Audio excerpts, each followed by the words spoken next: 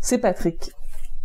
Aujourd'hui, j'aimerais que nous parlions de paroles et de gestes, c'est-à-dire, j'aimerais que nous parlions en fait d'intégrité et de quelle manière un être en conscience ou en évolution de conscience peut manifester son intégrité d'être, non seulement dans sa parole, mais également dans ses gestes. Oui, c'est un sujet qui est très intéressant, donc je vous remercie pour cette proposition de sujet que j'accepte volontiers, puisque effectivement, l'atteinte par l'être de l'état d'identité se confirme par une cohérence et cohésion parfaite entre l'esprit, la parole et le geste. Donc, un être ne peut se targuer d'être conscient ou d'être dans l'identité de sa personne et, par exemple, dire des choses et puis faire quelque chose de différent ou de contraire à ce qu'il dit. Et ce qu'il dit et ce qu'il fait doit correspondre parfaitement aux dictées intelligentes de sa lumière. Ce ne sont pas vraiment des dictées, ce sont des informations, tout simplement. Donc, un être qui est dans son individualité ou qui est dans son identité intégrée devient donc un monolithe inébranlable.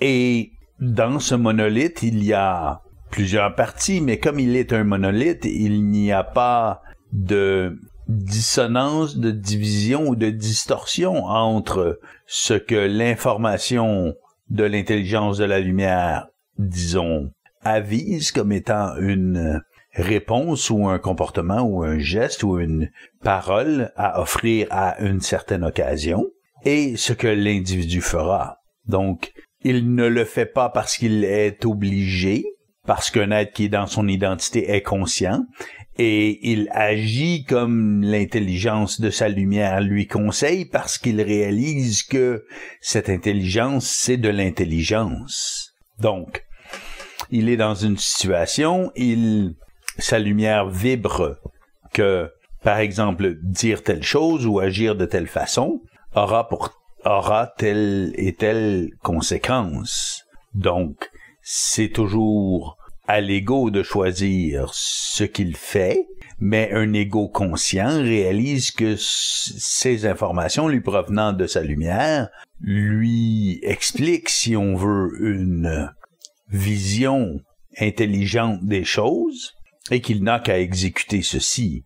Donc, s'il y a le moindre combat entre ce que la lumière propose et la façon dont l'ego dispose, mais à ce moment, si un être est en progression de conscience, il doit regarder à l'intérieur, il doit faire son enquête et voir d'où provient cette distorsion, si on veut, ou ce sable dans l'engrenage, si vous me pardonnez l'expression. Donc, comme vous dites, ce sable dans l'engrenage ou cette sensation de distorsion, peut-être? Cette distorsion, tout simplement. Cette distorsion? Oui, parce que ça ne sera pas nécessairement une sensation. OK. Ce serait quoi, par exemple? Tout simplement que l'ego percevra ce que la lumière lui propose et il ressentira une envie, par exemple, de faire quelque chose qui n'est pas en parfaite conjonction avec ce qui lui est proposé par sa lumière. OK. Donc, il reçoit quelque chose de sa lumière? La lumière est toujours en vibration, donc l'être est dans une situation, il se produit des événements et la lumière vibre. La réponse intelligente, c'est ceci. Un geste, une parole, peu importe. D'accord. Et l'ego individué, percevant ceci, réalise qu'il a un peu l'envie de faire autre chose. Autre chose que ce que la lumière lui dicte? Oui. Pas ce que la lumière lui dicte, mais ce que la lumière lui informe comme étant la réponse la plus intelligente qui soit. Okay. Donc, c'est là qu'est le piège, c'est là qu'est le problème de l'individu humain, c'est que même s'il sait ce qui est intelligent à faire, souvent il sera tenté de faire autre chose. Et il le fera. C'est autre chose. C'est autre chose. Donc ça, c'est un problème. Ça, c'est là où l'ego qui est en conscientisation peut réaliser qu'il est manipulé. Et il est manipulé comment? Par le désir. Parce que avoir le goût de, avoir envie de, lorsque ça nous tente tout ceci, c'est de la manipulation de la part des entités qui jouent avec notre âme et nous titillent d'un côté ou de l'autre et nous amènent à poser des gestes ou à émettre des paroles qui sont en dissonance avec l'information de la lumière. Et ceci, ça peut être très subtil, mais ça peut être aussi assez gros, comme par exemple quelqu'un qui fume la cigarette et qui a envie de fumer la cigarette et sa lumière lui dit « ce n'est pas bon ». Il va le faire pareil jusqu'à ce qu'il s'étouffe sur un poumon qu'il essaie de cracher. À ce moment-là, ce n'est pas bien. Là, il est forcé d'arrêter. Mais il se le fait dire avant. Mais il le fait quand même parce qu'il est manipulé. Donc, si je prends l'exemple de la cigarette, par exemple, mais cette dépendance est remplie de tentacules psychologiques qui s'étendent un peu partout dans l'ego. Donc, c'est pour ça que si c'est un si puissant poison, c'est parce que les tentacules psychologiques de cette dépendance en viennent à tisser un peu toutes les coutures de l'ego. Donc, étant le fil de toutes les coutures de l'ego, on ne veut pas trop l'ôter, même si ça nous tue et ça nous rend malade. Alors, voilà pour les fumeurs. Donc, peut-on dire que l'intelligence de la lumière informe toujours l'ego, trouve toujours moyen d'informer l'ego de la chose intelligente, du geste intelligent, et que, bon, après ça, ben, c'est à l'ego, évidemment, il y a toujours une information qui vient avant. Pardon? L'information est toujours donnée, même si l'ego n'écoute pas. Oui, absolument. Et ceci, c'est crucial et très important. La lumière vibre à l'intérieur de l'esprit de chacun. Elle vibre l'information intelligente à l'intérieur de l'esprit de chacun. Mais les égos sont tissés d'une manière à refuser et faire la sourde oreille à cette information. Mais la lumière étant non seulement intelligence, mais amour, elle fait tout pour que cette information se rende jusqu'à l'ego. Donc, on peut avoir un ego qui est opaque à sa propre lumière, mais qui demande de bonne foi, à travers son inconscience, d'être informé d'un truc. Il sera informé. Il peut très bien être informé à travers des événements, à travers des maladies, à travers des choses qui peuvent être puissantes et graves jusqu'à ce qu'ils comprennent. Oui, parce que ça viendra pas comme une pensée, évidemment, ça viendra pas par des mots dans la tête, cette information venant de l'intelligence. Ça se manifeste de manière plurielle, complètement différente. Oui, effectivement. Donc, les mots dans la tête, c'est toujours de la manipulation, c'est toujours de la fiction. Mais recevoir de l'information, ça peut être aussi...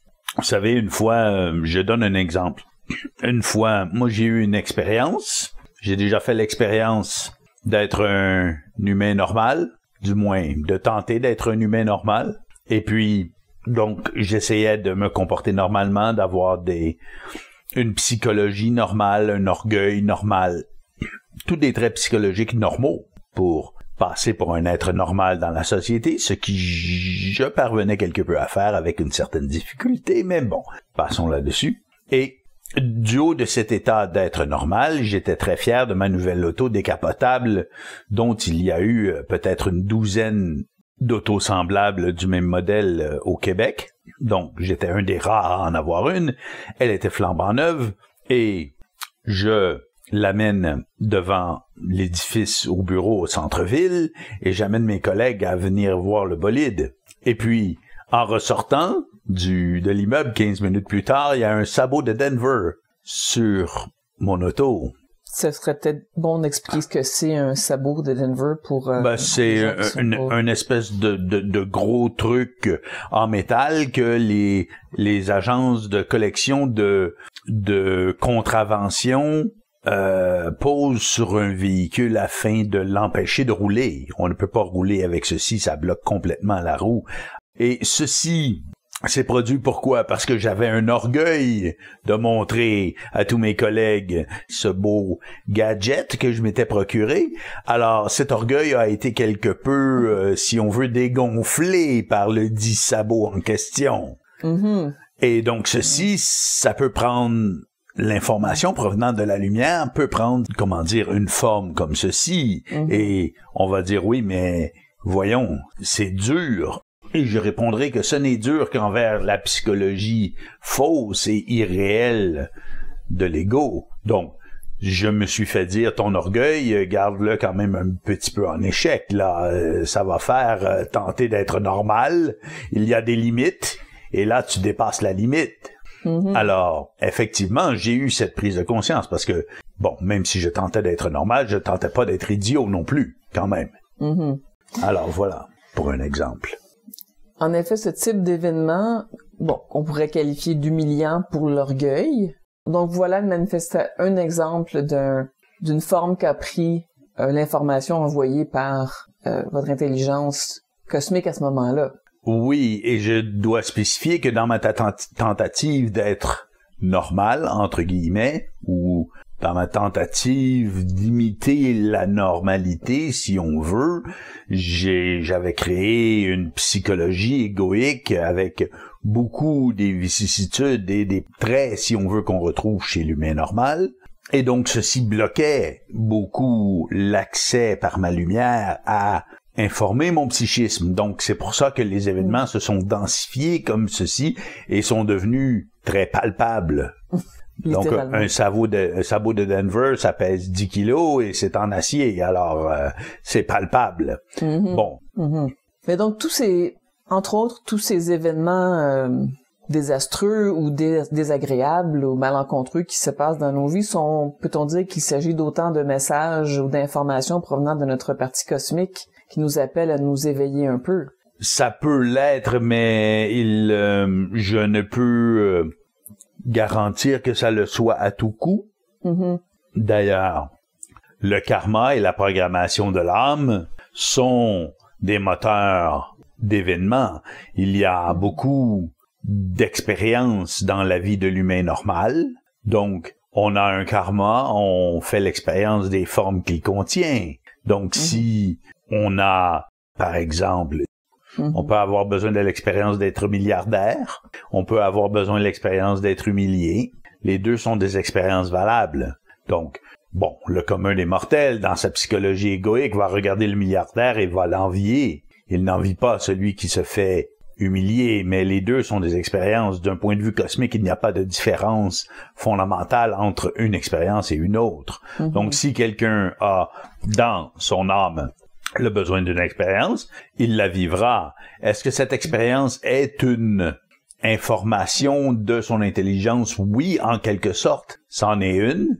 C'est l'information qui dit, tu as cette forme dans ton âme, tu devrais l'ôter, ça crée des événements qui peuvent être désagréables, regarde. Donc, ça semble simple, mais vous savez, ça fait des milliers d'années que les humains se dépêtrent avec ce phénomène du karma et maintenant la solution existe pour écarter ça du revers de la main en quelques années à peine. Donc, sur des milliers d'années, on en a souffert de ce karma. Et maintenant, grâce à Science, la révolution de l'esprit, il y a un moyen de le détruire. Donc, c'est à l'individu de se doter des moyens de détruire son karma et il peut détruire l'entièreté de son karma en quelques années. Donc, ceci, c'est extraordinaire. Mais lorsque l'intelligence informe, souvent, si on parle d'un ego inconscient, elle peut informer l'ego tout simplement qu'il y a une forme dans son âme qui lui casse les pieds et qu'il devrait l'enlever. Mais ce qui se produit, c'est le contraire, puisqu'on est récupéré par des forces d'esclavage qui vont nous faire maugréer l'événement. Et maugréant l'événement, on n'a pas l'élévation de conscience qui vient avec l'autre information provenant de l'esprit qui dit « j'ai ceci qui me colle à l'âme, je devrais m'arranger pour l'ôter, cette crotte qui colle à mon âme. » Peut-on parler parfois de la fameuse petite voix intérieure? Peut-on équivaloir ceci à une information de notre intelligence cosmique? Il y a plusieurs interprétations possibles de la petite voix intérieure. C'est quelque peu un terrain glissant sur lequel vous m'amenez, puisqu'il y a des gens qui souffrent de schizophrénie, qui ne le savent pas encore, qui ont une petite voix intérieure et qui deviendra malheureusement, à cause de ce problème, s'ils l'écoutent, un déluge de paroles. OK. Donc, il y a ça. Il y a donc des entités qui, à travers le phénomène de la pensée, communiquent avec nous. Donc, comment distinguer la petite voix intérieure d'une pensée? C'est une autre subtile distinction à faire. Et ensuite, il y a l'ajusteur de pensée. OK. Qui est un phénomène d'une vibration bien inférieure à la lumière, mais qui n'en déforme pas l'information en fonction de sa teneur qui concerne le mode de vie sur le plan matériel. OK. Pouvez-vous reclarifier ceci? Parce que moi, j'ai pas très bien compris là, ce que c'est un ajusteur de pensée exactement. Un ajusteur de pensée, c'est un appareil psychique et matériel qui est situé tout au sommet vibratoire du plan astral. OK. Et qui donc est hors d'atteinte du pouvoir des entités elles-mêmes. Et cet appareil constitue une espèce de réflecteur de l'information objective en provenance de la lumière ou de l'information intelligente en provenance de la lumière dans si on veut, dans un registre beaucoup plus facilement perceptible par l'ego psychologique. Ah, d'accord. Puisque c'est un réflecteur situé dans une localisation, si on veut, psychique, qui est familière avec l'ego, cet appareil a tendance à répéter de manière très fiable les communications provenant de l'intelligence, mais évidemment, cela est toujours soumis à la possibilité de distorsion sur le plan astral alors que ces informations traversent jusqu'à la conscience de l'humain, et ceci peut également constituer la petite voix intérieure. OK. Ensuite, il y a la connexion directe avec la lumière qui peut constituer la petite voix intérieure. Mais cette petite voix-là, disons que un être qui est bien intégré avec sa lumière va davantage se comporter comme sa lumière lui instruit que d'écouter sa lumière lui parler. Ceci, ce n'est pas intelligent. Donc, l'ego est intelligent en s'exécutant d'une manière intelligente. Il n'est pas intelligent en étant inerte au bénéfice d'une conversation, si on veut, télépathique avec le plan d'intelligence. L'intelligence n'a rien à converser avec l'ego. Non, il n'y a pas de grande conversation philosophique à avoir? Non. Il y a une vibration très pure et très claire sur un plan et une exécution sur l'autre plan. Et c'est tout. Toute information venant de ce plan se traduit-elle automatiquement par un geste? Oui, nous incluons la parole dans ce geste. Ah, d'accord. Donc, si on donne, par exemple, ma personne, vous allez m'entendre commencer une phrase et ensuite changer d'adverbe ou de proposition. Je vais dire, par exemple, oui, à ce moment-là, il se peut que l'individu fera au lieu d'il se peut que. Donc, je vais dire un, ensuite je vais dire l'autre. Parce que la vibration, elle est difficile à traduire en paroles. Okay. Ça se fait, mais c'est une certaine gymnastique. Et lorsque je le fais, je dois évidemment utiliser des mots et certains mots sont d'excellentes superpositions à d'autres mots dans une même vibration. Donc, si je dis par exemple « il se peut que » ou « il arrive que » et ensuite je dis « l'individu peut faire ceci », mais c'est que les deux sont une déclinaison de l'idée de « il se peut que ceci se produise ». Mais d'un côté, c'est un événement et d'un autre, c'est un geste d'un individu. Et ce n'est pas toujours clair, en provenance de la vibration, lequel des deux sera. Je dois commencer à traduire ou à vibrer la vibration et puis ajuster ensuite la forme pour faire une phrase qui est intelligible pour l'humain. Oh, intéressant. Donc, ce n'est pas dire que j'écoute puis je parle. Je parle ce qui est dit et souvent je vais arrêter, reprendre et corriger quelque peu les mots utilisés par ma bouche pour représenter la vibration afin qu'elle soit plus compréhensible pour l'humain. Un jour, je serai meilleur dans ce processus, j'augmenterai un peu mon volume lumineux, et puis je pourrai faire des dessins au tableau comme Bernard de Montréal. Je parlais tout à l'heure de la petite voix intérieure. Il y a aussi l'intuition, ce qu'on appelle l'intuition. Vous voyez une équivalence entre intuition et petite voix intérieure, ou s'agit-il d'autre chose, ou c'est tout simplement synonyme? Question très intéressante. Le phénomène de l'intuition est un pendant cerveau droit au raisonnement de la logique du cerveau gauche. Donc, il y a ceci. Et le phénomène de l'intuition en psychomécanique est plutôt associatif, alors que le phénomène de l'intellect en psychomécanique est plutôt procédural. Donc, les deux sont complètement des processus complètement distincts.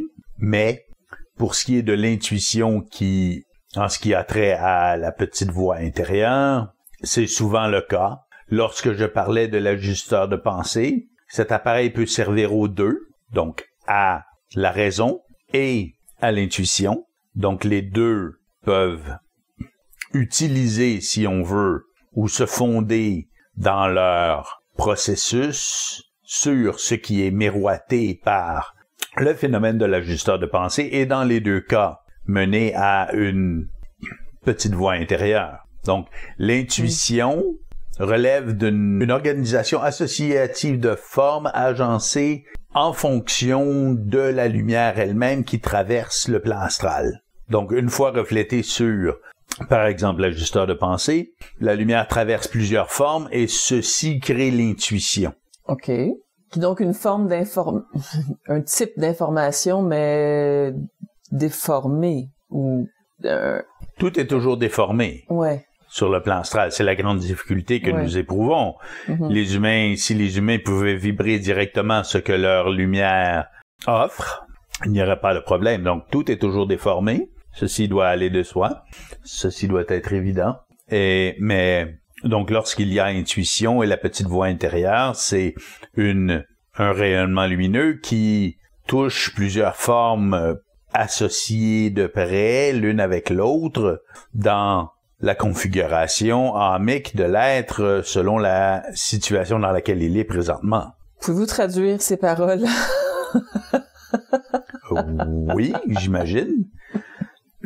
Donc, si par exemple, je suis inquiet relativement à mes finances, j'ai donc dans l'âme l'inquiétude, les finances et plusieurs autres formes qui leur sont reliées. Mes revenus, mes dépenses, mes habitudes de vie, bon, peu importe.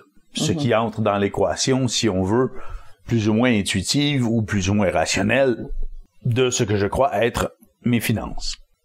Et si j'ai une intuition qui arrive, c'est tout simplement que ma lumière a été colorée, transformée, modulée par ces formes agencées ensemble dans l'image de mes finances et me donne une certaine intuition.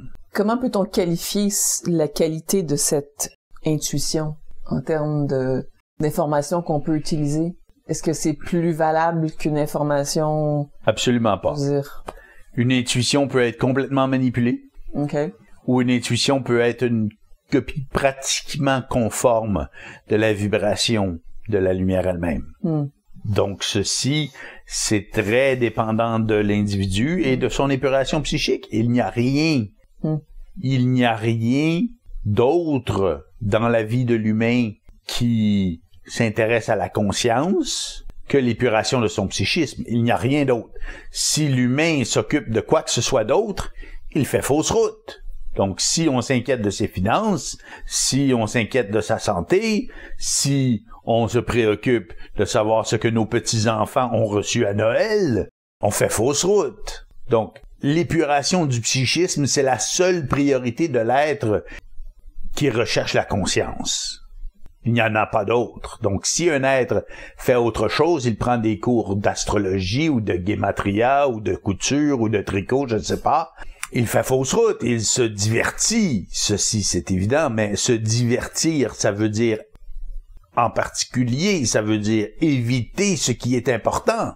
Et s'il y a quelque chose d'important dans la vie de l'être, c'est bien la vie de l'être.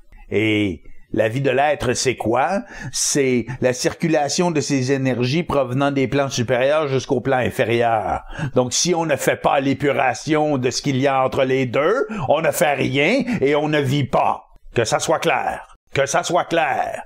Si on ne s'affaire pas à nettoyer, à faire le grand ménage, on ne vit pas. On existe et on existe dans une fiction imaginée. C'est tout. On ne doit pas se poser des questions pendant des années. C'est très simple. Si on n'est pas en épuration du psychisme, on est une fiction qui existe à travers notre propre psychisme. Un parasite. Parce que ce qu'on croit être, c'est le parasite qui nous fait croire que notre vie est intéressante parce qu'on regarde la télé ou parce que on joue aux cartes en fumant des cigarettes avec les cousins. Mais voyons, c'est pas intéressant les cartes. Ça n'a rien à voir avec la vie. La vie, c'est la circulation des énergies du plan lumineux jusque dans la matière à travers un véhicule qui est l'ego et qui ne peut servir à ce à quoi il est destiné à servir s'il n'est pas épuré. Concluons là-dessus? Si vous voulez. Très bien. Nous espérons que vous avez apprécié cet entretien entre C. Patrick et DJ Solar. Visitez notre site web à révolutiondesprit.com pour en savoir plus sur notre outil Science, la révolution de l'esprit et pour découvrir d'autres entretiens audio disponibles seulement dans notre boutique en ligne. Pour tout autre renseignement, consultez les liens se trouvant dans la description sous la vidéo. Merci.